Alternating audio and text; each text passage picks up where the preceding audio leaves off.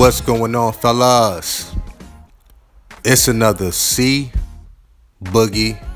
production. I want to salute you guys for subscribing to my channel. Also want to thank you guys for liking the videos too, man. Alright, let's get into it. This video right here is actually upon request.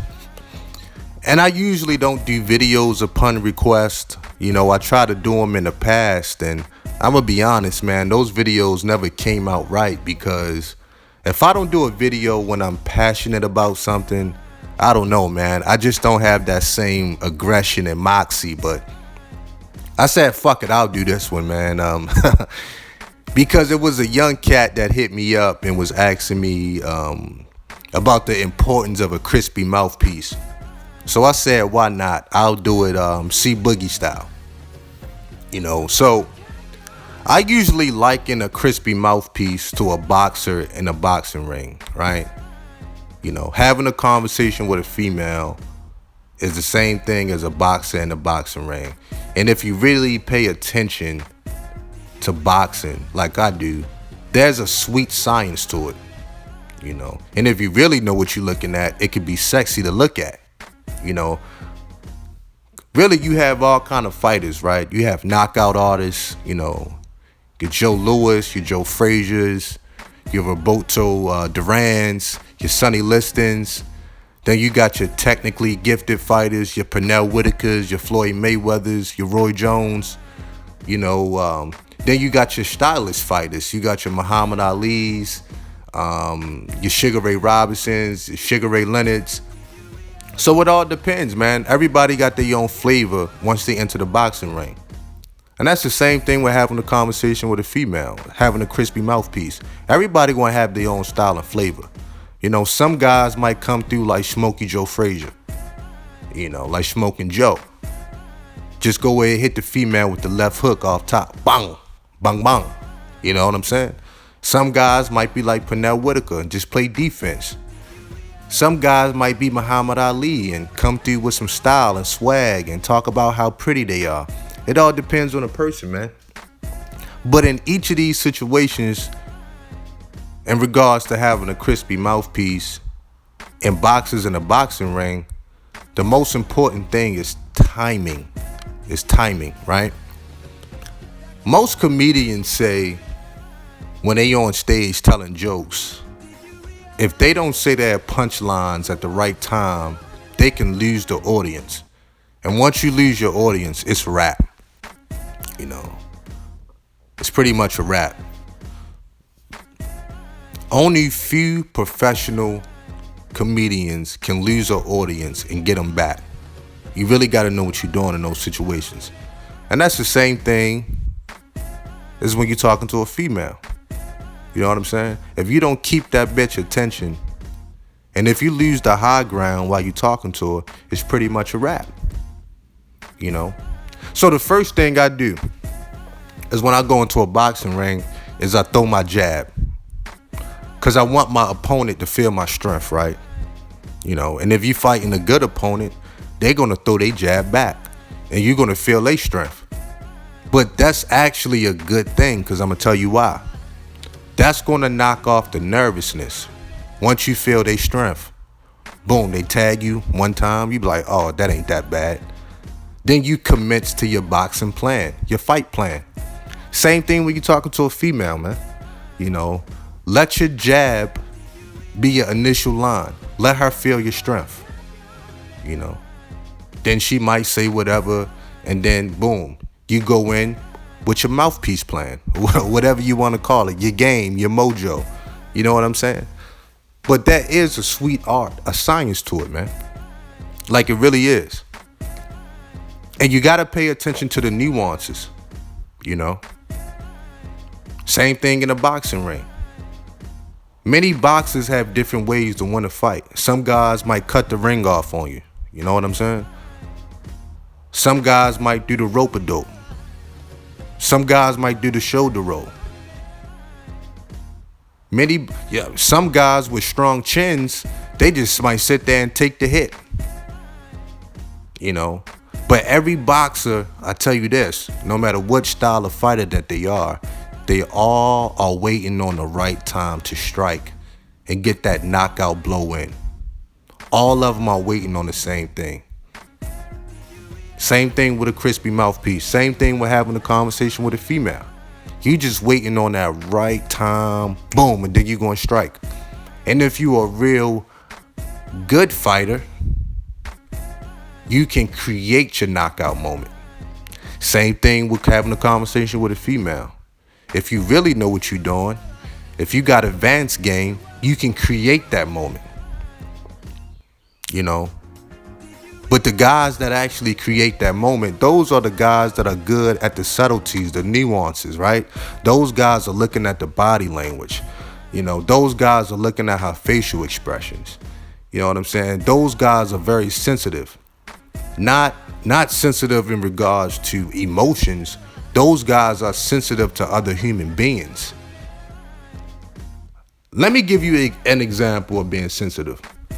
That's like you may have a person that never watched the news, never watched the Weather Channel, but they so sensitive to the environment, they know that it could rain today and they won't leave out the house without the umbrella. That is somebody that is sensitive to the environment. So somebody that is sensitive to other human beings, sensitive to that frequency, to that energy. You know what I'm saying? Like, you know what kind of energy they're kicking off. And you can feel it. And you can adjust yourself properly, depending on how they coming at you. You know what I'm saying? The only way that you can really learn these things is by experience, though. You know, I'm talking about the subtleties. I'm talking about the nuances. You know, same thing as a boxer in a boxing ring. You know, boxers come up through the amateurs. A lot of them go to the Olympics. Then they go pro. So by the time they went pro, these guys got 25, 30 fights up under them. You know, maybe more. Maybe more. So they know what they're doing. You know. And that's the same thing with having a crispy mouthpiece. The only way to make that thing as good as you want is to get out here and practice at that shit. You know what I'm saying? And timing. You know. Because you could say a joke to a female at the right time, she gonna be dying laughing. You know what I'm saying? So let's just say you talking to a bitch, right? Like you talk to a woman and you say something like, girl, get the fuck out of here. Shut the fuck up. And y'all just laughing. She may laugh at you. But if you say that shit at the wrong time, DJ scratch the record. Ew. Conversation over. You know what I'm saying? But you gotta be, you know, sensitive to the moment, man. You got to have some situational awareness to say certain things. You know, look, unless you just one of those, you know, go hard motherfuckers, then, you know, to each his own. But like I say, man, having a crispy mouthpiece is a real art to it, man. You know, it really is. And it can be a beautiful thing if you know what you're doing. If you really know what you're doing. Like me personally, man, I always keep 2 and 3 punchlines in my back pocket. I call them all-purpose. They always worked. You know, they just proven to work, man. It's just my own personal little things that I use when I'm, you know, courting a bond or whatever the case may be. You know, I'm not going to give that shit out, but they always work, man. So everybody got to personalize their mouthpiece to their personality, man. You know what I'm saying? And once again, you got to get out there and practice. You got to know yourself. You know, you have to know other people as well. You know, being a good people's person, man, at least a decent people's person, will really help you out in life, man. Some of the things that you will get in life when people just want to be around you will really amaze you as well. You know what I'm saying? Getting out of your comfort zone.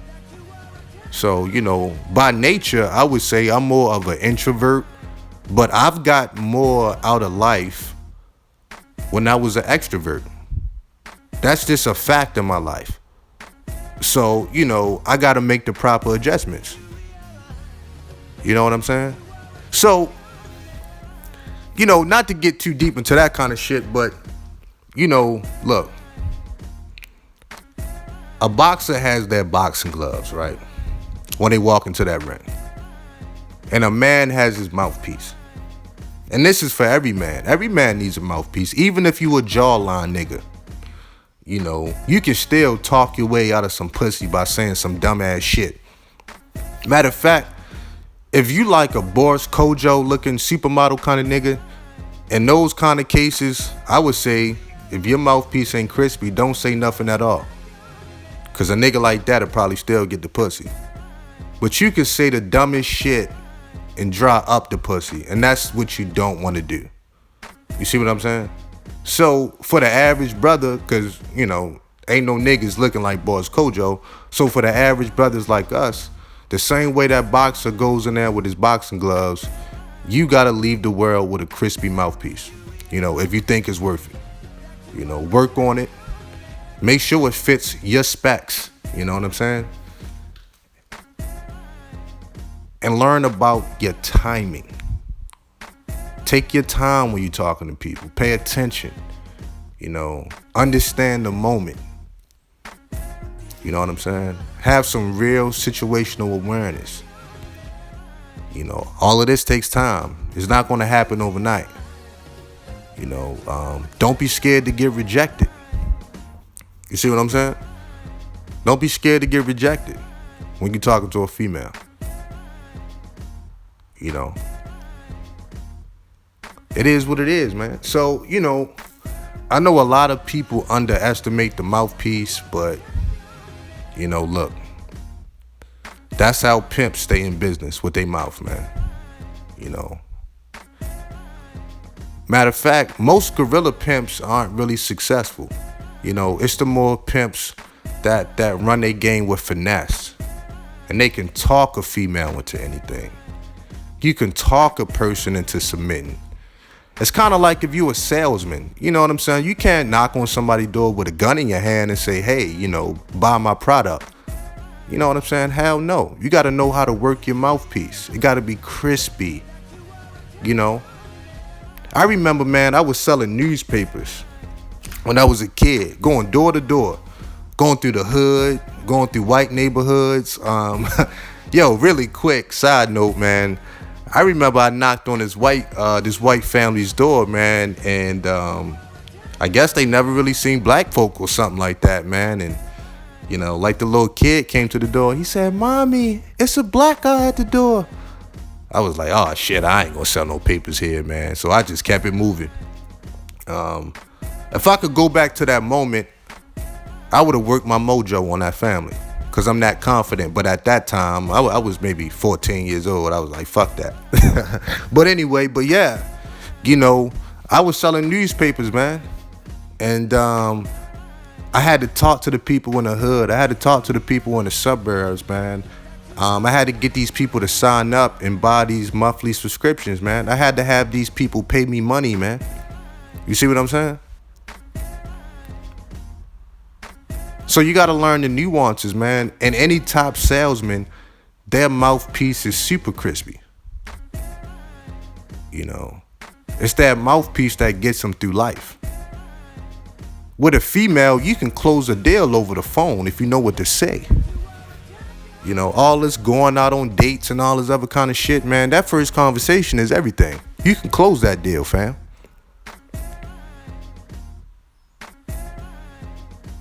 It is what it is. You know, make sure it's crispy. You know what I'm saying? Make sure you sharpen your skills when you need to. You know, don't ever let it get too rusty. You know what I'm saying? And be real teethy while you doing it. You know what I'm saying? Enjoy life, man. You know what I'm saying? But that's it for this video, fellas. Want to salute you guys. Peace.